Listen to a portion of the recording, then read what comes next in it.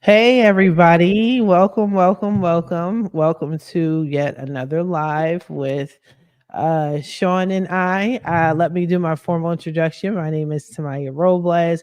I am your credit expert. I am the host of my podcast, Coast to Coast Credit. I am the owner of FixMyCreditNow850.com. I'm also the president of NAREB's High Desert chapter in California. Welcome. We are back with our segment, Ask a Mortgage Lender with Sean Rogers. And I am going to introduce you to Sean. Sean is also not only a broker, he is also a great guy. And he is also our second vice president of the NAREB chapter. Take it away, Sean.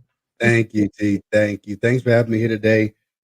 We are going to discuss one topic that's been coming up a lot that a lot of people don't know about, and it's some people think it's controversial, T, for some reason, right? A lot of folks get mad when I talk about it, but it needs to be said. Using Section 8 income or your Section 8 housing choice voucher to qualify you for an FHA home loan. So Mhm. you can use your housing choice vouchers as income, or you can use it to offset the current mortgage, the new mortgage payment. Right? It's real simple, right? So using your Section 8 income, you don't have to make a certain amount. Now, in certain areas, you have to make a certain amount to qualify, or not make over a certain amount, I should say, to qualify for uh, your housing choice voucher. I don't know the rules around how to qualify for the actual voucher itself, but when it comes to obtaining a mortgage loan, the rules are real simple on my side. Let me give you an example. All you have to do, okay, is prove that you're going to have what we call a 3-year continuance. So in other words, uh, by the time we apply for the mortgage, you have to get a letter from your housing counselor on their letterhead saying that, hey, uh, this person or this client is going to receive this income for the Section 8 voucher for the foreseeable future or for the next at least 3 years. And if that's the case, if we get that letter, we can then use that to help you offset the mortgage payment or use as qualifying income. It's real simple.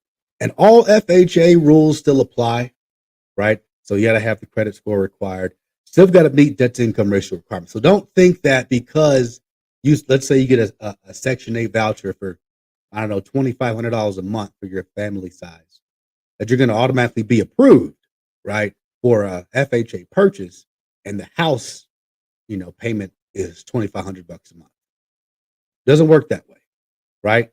Um, you have to make sure that you meet all of the rules and requirements, such as total back end debt to income ratio. So once again, we're going to take your current income that we're going to qualify you at, and then take a look at your car payments if you have any, credit cards, student loans, any credit based obligations, right?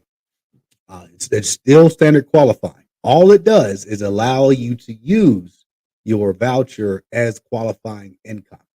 Okay. Keep that in mind. So once again, I'll repeat myself. Don't think that just because you do get the voucher, you're a shoe in for it. It doesn't work that way, right? You have to still qualify using all other standard FHA rules when it comes to credit, when it comes to income, assets. You can combine this with other down payment assistance programs too. That's a possibility also, right? But you still have to meet the basic rules and regs of using FHA financing. So you can use down payment assistance or go at 3.5% down if you're at a 580 credit score or better. Or if you're below 580, you need about 10% down. And remember, also, this has come up too in the past. You can't use the housing choice voucher, okay, as um, any kind of closing cost or down payment assistance. Very important to know that too. Okay. Yes, like I said, T, it's real easy. It's not much to it. Okay. First step, once again, all you got to do is have a letter from your housing counselor saying that, hey, I'm going to get this income for the next 3 years, or this voucher for at least the next 3 years. Okay. Qualify using standard FHA protocol that we talked about in our previous sessions, and you're good to go. Pretty much it, T. Pretty much it. Thank you. That's really important because just to kind of merge a lot of what we do, not just as individually, you as a broker, me as a credit expert, but part of our chapter and our first vice president.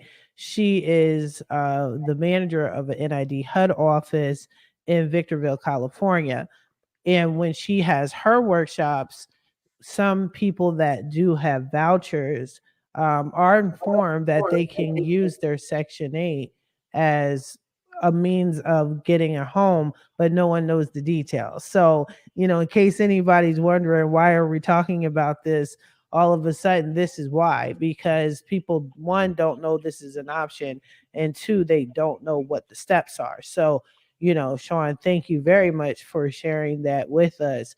I don't really have any questions per se on that. What I think is I'm going to leave it up to the audience to leave their questions and to make sure they reach out to you directly. Actually, no, I do have one question. Is this nationwide? In most cases, yes. Most public housing authorities allow you to do this. I don't know of any that don't allow it, but doesn't mean that doesn't exist, right? Um, Hmm. but for all intents and purposes, most of the time, it does run nationwide. So if your housing authority allows you to use it to purchase a home, then you're good for it. Once again, like I said, I don't know of any that doesn't allow it, but it could be out there. Okay, from Hmm. when I look at the guidelines, it says it's up to the housing authority, right? It's up to them to determine if they'll use it or not. In most cases, they do, and a lot of people think one more quick little tip here. A lot of folks also think that, oh, if I buy this house using standard financing and I use my housing voucher to do so, uh, I will no longer receive the assistance, which is contradictory with the rules are. Right? That's not the case, right? That you will still be able to receive and be eligible for uh, the housing assistance, even if you do, if you even if you are on the deed to a home for the county, right? So just because you use it doesn't mean it's going to go away and that's it. So you'll still receive the housing choice voucher as long as you have the mortgage and you still qualify with whatever qualifying means they are. Once again, like I said, I don't know uh, what it takes to be qualified to receive Section 8, if it's an income thing, familial size, whatever the case may be, right? But as long as you still meet whatever guidelines that housing authority has set for you, uh, you're still good to go. Okay, and I know in most cases, just for working with you personally, and I always tell people we are a team. So you have your credit person, your realtor, we have you as the broker, obviously the client.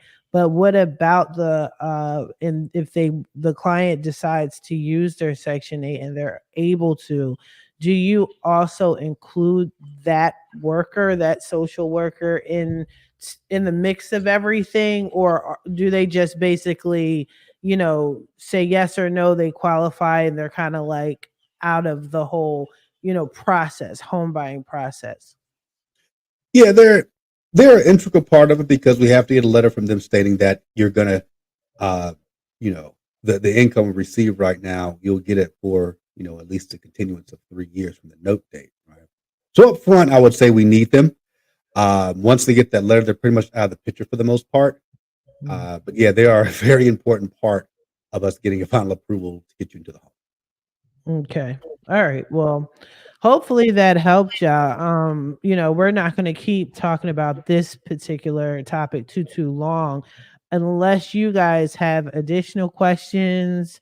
Reach out to Sean. I would say reach out to Sean directly because as a credit expert, this has literally nothing to do with me except whether or not you need your credit repaired. So all of this we need to go through Sean first, and then he'll tell you as far as credit is concerned what I need to work on or what have you. But if you have additional questions, even if you are under Section 8, I would also ask your worker and see, get a feel for whether or not you're going to be approved before you even contact anybody. I mean, that seems to be your go to, go-to person. So I would definitely do that, or contact Sean, and then we can go from there. Sean's information is in the description, but Sean, do you want to repeat it just in case for people that aren't looking at the description? Yes, you can always call, text. My phone number is area code 702-809-9401. Also via email, Sean, SEAN, the letter R, at Barrett, BARRETT, financial.com. Okay, you guys. And we will leave on that note. I wish you all the best of luck on your credit journey.